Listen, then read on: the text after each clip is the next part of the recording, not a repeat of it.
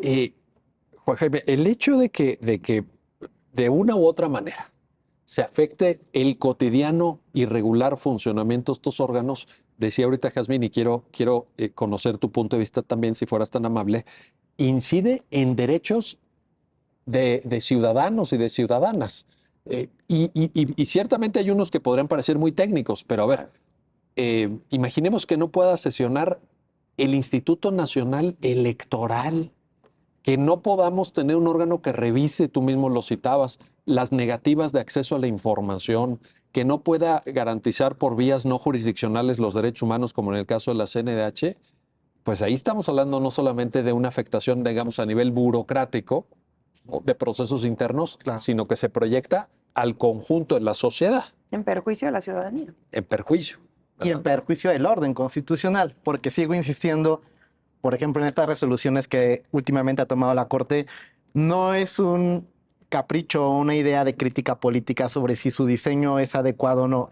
Están en la Constitución, puestos por el Poder Reformador, y lo único que puede hacer un tribunal constitucional es respetar que se haga valer la Constitución. Entonces, Es su razón de ser. es su razón de ser. Entonces, la crítica sobre si son pertinentes o no, pues será una crítica política que se tenga que dar vía aparte para el Poder Reformador, pero una vez que están puestos, lo que se tiene que hacer es el respeto del orden constitucional. Dicho este comentario, efectivamente, creo que la Constitución claramente no previó escenarios específicos para la falta de quórum, porque no tendría lógica pensar en un Estado democrático de derecho donde faltaran nombramientos algunos.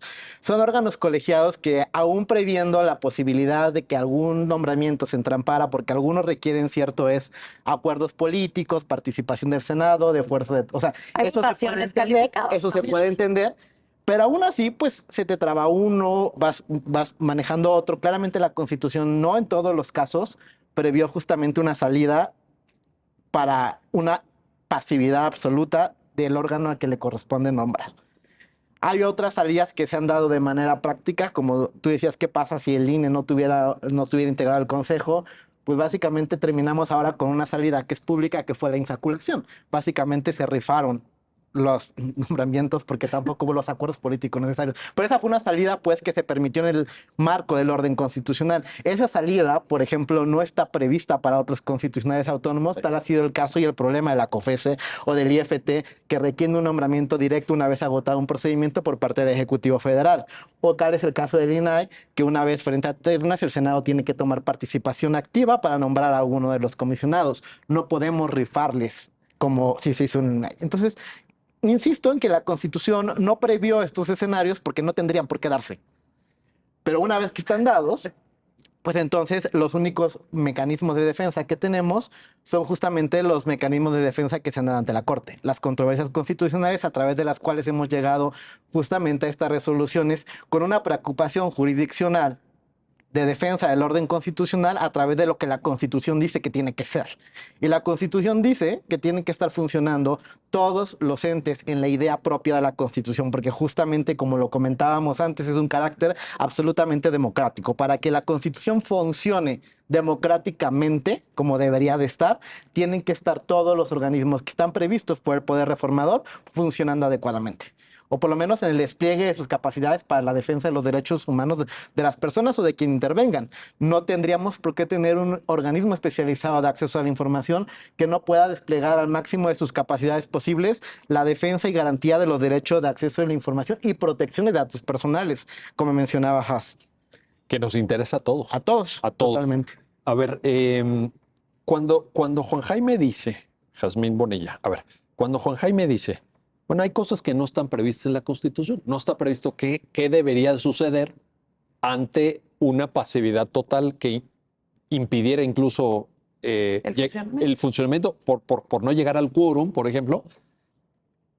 Yo creo que también ahí lo que se pone de manifiesto en el comentario de Juan Jaime es que la Constitución no te lo tiene que decir todo porque también toma en cuenta un principio, esto viene del constitucionalismo alemán del siglo XIX, etcétera, que se llama lealtad constitucional. Es decir, hay un principio de lealtad. Y de buena fe política. Y de buena fe, es decir, y lo que ustedes dicen es cierto, a ver, que hay dificultades de nombramiento, que hay, pues, requisitos de mayorías calificadas, que las fuerzas políticas con representación parlamentaria se tienen que poner de acuerdo. Oigan, perdón, pero eso ha pasado toda la vida.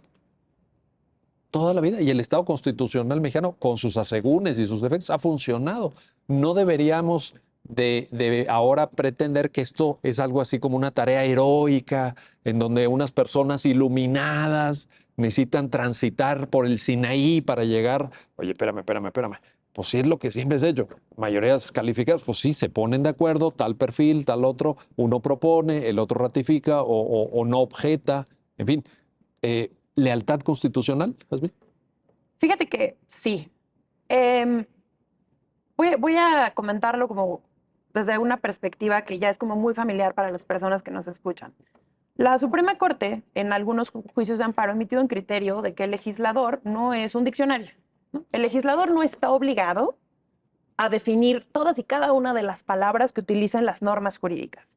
Pasado un poco este criterio al tema que estamos conversando hoy, que también está en algunas de las resoluciones que al respecto se han emitido, la Suprema Corte ha dicho, el legislador no está obligado a prever prácticamente lo imprevisible, ¿no? O sea, no puedes obligar al legislador a pensar en el hipotético caso derivado de la hipótesis del caso fortuito, que además tiene otra hipótesis. Es imposible. ¿Qué sí hizo el poder reformador de la Constitución? Tratar de fijar las bases de cómo se integra un órgano y cuál es la intención constitucional de funcionamiento de ese órgano. Si la Constitución te dice, yo quiero un organismo constitucional autónomo, un OCA, que funcione con 7 comisionados o 7 comisionadas, en el que se privilegien los principios de paridad de género, de autonomía, de independencia, eficiencia, eficacia, honestidad, lealtad, etcétera, pues, características que se nos exigen a las personas servidoras públicas. Esa es la base que se tiene que tomar en cuenta para definir el funcionamiento del órgano. Si además tienes unas disposiciones transitorias que a todas luces te dejan ver que la intención fue que nunca estuviera manco, que nunca estuviera faltante de alguna persona el pleno de ese órgano, en ese mismo sentido tienes que leer la ley que los regula, ¿no? La ley que emitió el legislador. Incluso es curioso, en algunos de los casos, mencionaré por ejemplo el del INAI, el legislador previó, incluso, el INAI se debe componer por 7 personas, ¿no? 7 personas comisionadas. Y el legislador previó el caso de 2 ausencias. Dice, vas a funcionar incluso con 5 personas. Claro, te puedes enfermar, puedes estar gozando de alguna incapacidad legal, alguna persona puede renunciar, alguna persona puede fallecer, o puede ocurrir que no se logren alcanzar los acuerdos requeridos para que ante la salida de uno por finalización de su periodo, se cubra la vacante inmediatamente. Entonces, digamos que el legislador incluso previó la posibilidad de que no haya posibilidad de sesionar con las 7 personas al mismo tiempo. Pero la ausencia de 2 ya es un número considerable. Digo, si tomamos en cuenta que la Constitución exige que sean 7, ¿por qué obligaríamos al legislador a que prevea qué va a pasar si se tardan 10 años en nombrar a personas comisionadas? En el caso de COFESE, ocurrió que también estuvo vacante mucho tiempo el pleno, ¿no? No estaba integrado en su totalidad.